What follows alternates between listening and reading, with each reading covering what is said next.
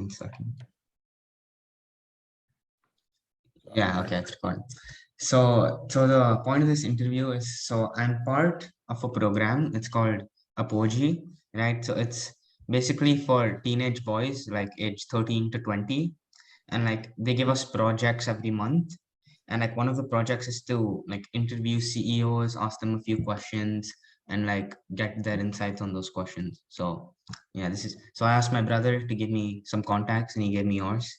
So yeah. So before I start the questions, could you just tell me a bit about what you do? Okay, so my name is Nalin Savara.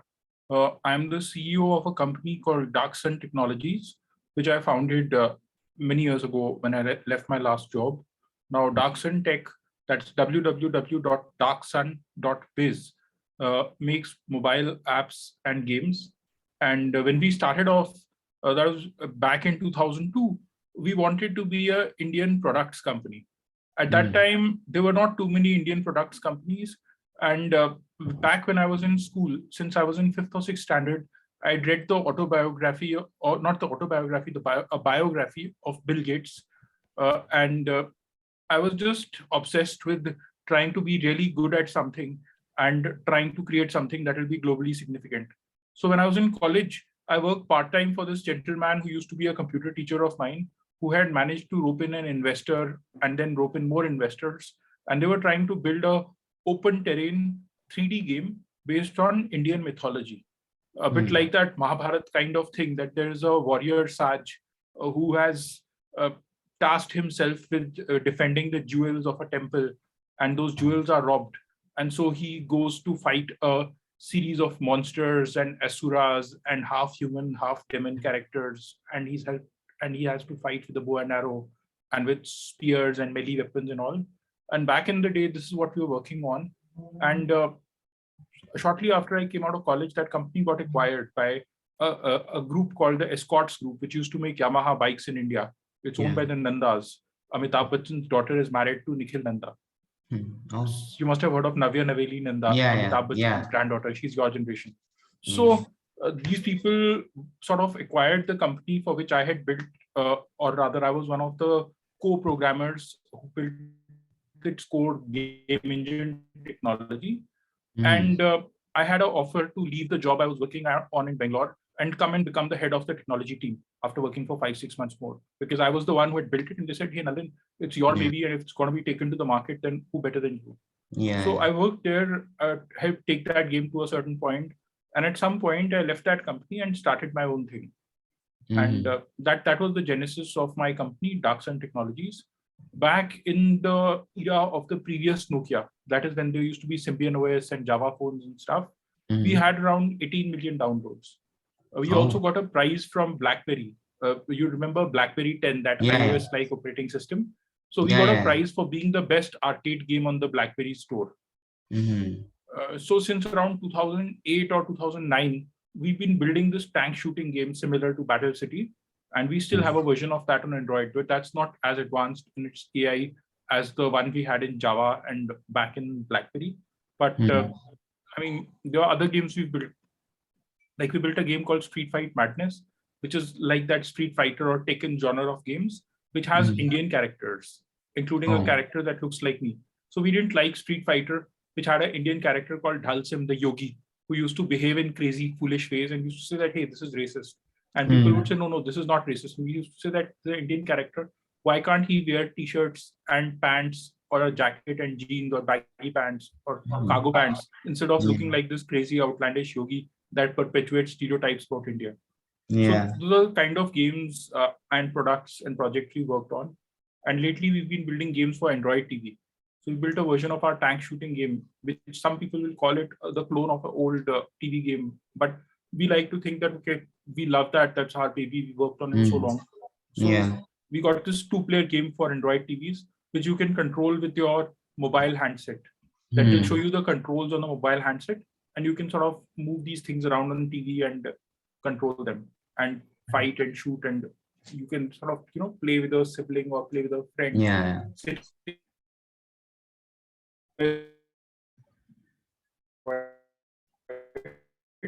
It's also there on Google Play for phones. So yeah, I mean, that's some of our backstory to sort of give you a sense of what we've done in the past. So you can ask me whatever you want to ask. Yeah, that's a super cool business. Yeah. So for the first question is, what are like some skills or like a skill set that you have which has helped you the most in becoming the person you are today? I think the main skill set that helped me is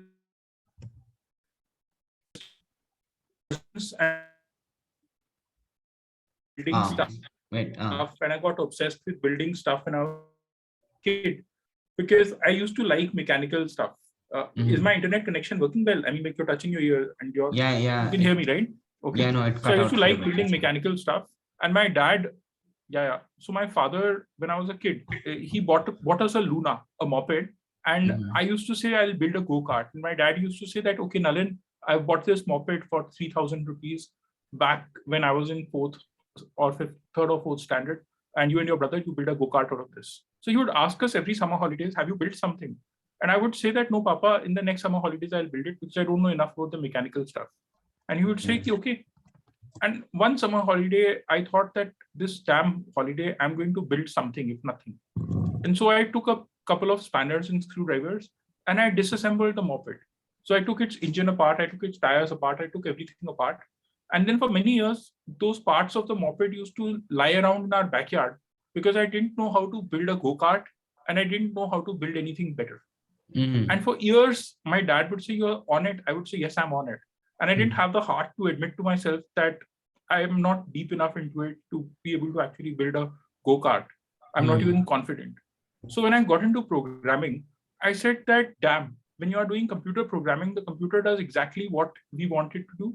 And the knowledge and the information, it's accessible to me. Like I just have to read a book. It's not like I have to go and hang around some mechanic shop and feel scared that my father gives me 20 rupees pocket money or 50 rupees pocket money, and the mechanic will take away my pocket money, and then I will be the rich kid who has money to blow, and all the mechanics will cheat me, and all those phobias. So I said that when you're learning programming, you just have to read books and you have to try out stuff and take them to heart and learn it. So that was a skill I learned. And I used to be very persistent because when I was in 6th or 7th or 8th standard, and I'm trying to learn Turbo Pascal, which is a variant of the Pascal language, and I'm trying to learn C. I had to be persistent because most of those concepts like microprocessors, like even matrix multiplication, you don't know them. Most of the kids haven't heard them when they are in 6th or 7th or 8th standard. And most of the examples in those books use those college level or at least the 10+2, the 12th standard level maths, just to explain basic things in programming. So I guess that was something which helped me because when I was in college and this gentleman who was starting this gaming company, who used to be my computer teacher once, he brought me into it because he knew that I was doggedly persistent. And if I have taken on a problem, I'll take it head on and I won't give up. And that's how we built the core of this game engine technology, based on which the company, which my ex-boss and who was also my ex-computer teacher, had started, got acquired for crores. And I got the offer to work. And then I left it and started my own thing. So I think it was the persistence and that sense of defeat or the sense of not wanting to ever face that situation again, that you are trapped and you don't know how to build something or you don't build something.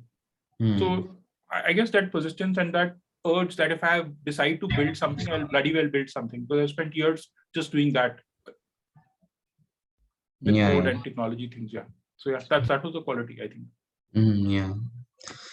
So what are you currently working on in improving in your personal or professional life?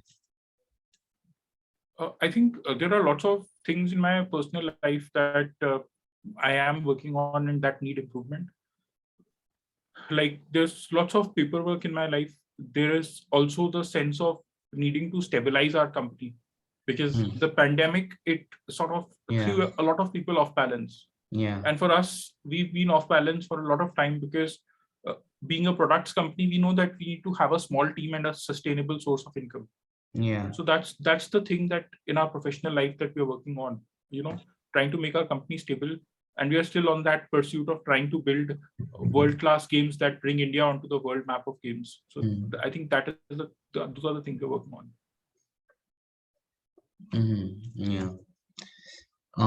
Then is What separates you from other men? I don't know. I mean, like, see, I think one thing that separates me out of a need for survival is my own willingness to take a worm's eye view of things. A lot of guys who are my age, that is, that they've crossed 40, they will say that, okay, now I am older and I don't have to have a beginner's mindset, or I don't have to have a learner's mindset and all. But in my case, I think one thing I learned the hard way was that not having a beginner's mindset or overlooking things means that you can miss market opportunities. And in the past, I've profited or benefited very greatly because I had the mindset of a beginner who says that, okay, let me learn, let me figure out. Even if I don't know much, let me see what is the niche or the opportunity that I can sort of make a little bit of money or a lot of money in. So with that mindset, we had 18 million downloads in the previous iteration of the Nokia store. And with that mindset, I think we go. So many times when I'm talking to people who've been my classmates in college in computer engineering, it happens that they say, Arey, our juniors will do it. Arey, we think, Arey, our company will do it. Arey, somebody will do it. In my case, I would think of everything as if I'm a beginner, like as if I'm a kid from some random remote part of the country who has to struggle to survive, which at some level, I think can be a great asset when you are building things from scratch. So I think that separates me from a lot of people I meet. Yeah, got it. Okay. So in the last question is, so there's been a lot of debate on whether like the current schooling education system is like relevant in the current world, like entrepreneurship and all. So what are your thoughts on that? I think entrepreneurship doesn't depend so much on the education system as it depends on a person's own mindset and the role models a person has and the experiences that shape a person. I remember I had never heard about entrepreneurship until I went and participated in a debate. Like when I got into the Delhi Institute of Technology, which is now called NSIT or Institute. Have this craze that I'll go and become a public speaker or I'll go and participate in cultural events. And then when I was in the final year, I said that, okay, it's now or never. So I went and participated in a bunch of debates and a bunch of public speaking events and so on. So what happened was that in one such event, after I had participated and failed to win the debate, I asked this gentleman, this very senior gentleman who's in his 50s at the time, who was the most senior English teacher in that particular college. I think it was SRCC in Delhi, Sri Ram College of Commerce. I said that, sir, what could I have done to win this debate? What could I have done better? He says that, son, you were trying to make a point while the others were trying to play to the galleries. So I think not a word in what you said was misplaced or out of place. And you were the one who gave the maximum amount of information. But I think what the others did differently was that they played to the galleries. And when you are participating in a debate, it's not just the information you are giving, but also the kind of rhetorical argument you can build, the way you can get people who are in the audience to say yes, yes, yes, the way you can pause so that it's the people who fill in the words in their mind, even if they don't verbalize them, which help you win a debate. And you, on the other hand, were like a street fighter that you just ta, and you made your points and you go deeper and deeper to emphasize them. I said, okay, so is that bad? So the teacher said that, beta, maybe you will do better as an entrepreneur than as a salaryman or as an IAS officer or as an MBA. I said, entrepreneur? You mean I should become a businessman? I already have 2 job offers. He said, no, I'm not saying become a businessman, but if you are starting something, if you are doing a business, you could do things differently than others, and you would go for the shortest and most straightforward path to the goal. So I think that was the time when it actually struck me, or I was actually told that, okay, I can become an entrepreneur. So I think, and I went for those debates also, and for those public speaking competitions. I participated in 6 different competitions in 3 weeks because I had a passion, and because my parents used to, whenever I was in school, force me to go and my brother to go and read out the news or participate in fancy dress events and other things so that we are comfortable in front of an audience. So I always had the sense that, okay, if I go in front of people, then I can also compete and fight and try to win as hard as anybody else. So I think that helped me a lot. So maybe this is a very indirect way of sort of giving you the detailed answer. Yeah. But I think that story is important because it tells you that, okay, there's one point where there's an education system and there are buddies who are trying to do an MBA. There are buddies who say that, no, how is this relevant to me? I'm not going to be an MBA, I'm going to be a pure technologist. Let me hang out with my buddies and go and watch a movie instead of going and participating in this contest. And there is me who says, let's go, let's see, let's ask this elder gentleman who has been judging this debate contest for the last 20 years, how can I be better? And sometimes you get feedback, sometimes you get leads, sometimes you get ideas from different sources. So I think the system is not so bad. And in Delhi, at least, the Delhi government has introduced entrepreneurship management curriculum as part of the school syllabus. I've had a chance to coach and talk to student entrepreneur teams. And so a lot of good things are happening. But entrepreneurship is never about a curriculum. It's always about one person, or whoever the number of people are trying to do something. Even in the 60s or 70s or 80s, when India was said to be bureaucrat and license Raj, there were these people who started Infosys. N.R. Narayan Murthy, his driver became a crorepati around the time I passed out of college. There were these guys who started NIIT. We went to Bangladesh to participate in a contest when we were in college, and there was a NIIT even in Bangladesh, even back in 1998. And we were like, "Arey, Bangladesh mein bhi NIIT hota hai?" They said, "Haan, hota hai." And I was like, "Wow." There was an Archie's gallery in Bangladesh. So, even when India was at the height of its license Raj and the non-liberalized economy and stuff, there were people starting companies, there were people succeeding, and there were people who were entrepreneurs. So there are still entrepreneurs who start a chai ki dukaan, or who start a roadside pan ki dukaan or a cigarette shop, or who ask somebody ki saab main aapke liye kaam kar deta hu and aap mujhe paise de dena.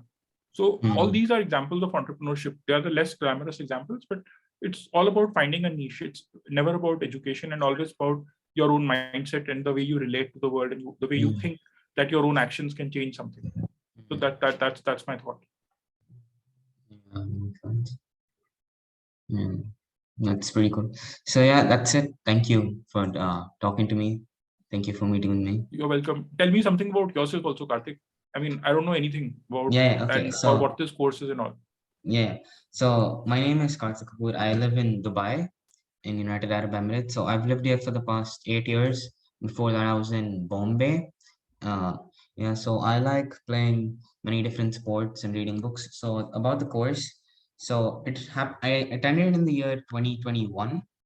So the entire year 2021, it was a 1 year long course. So every month we got like different projects and different challenges. So in one of the month's project was to interview CEOs and all. So yeah, that's the main thing of the program. Got it. So that's been pending since 2021. No, I did it back then also, and then I stopped, and then my brother came to Dubai, so he's like, okay, let's start doing the projects again. So yeah, we started doing it again. That's great. Yeah, because in the last year, my brother met a lot of cool people like you, so he started telling me to interview all of you. So yeah.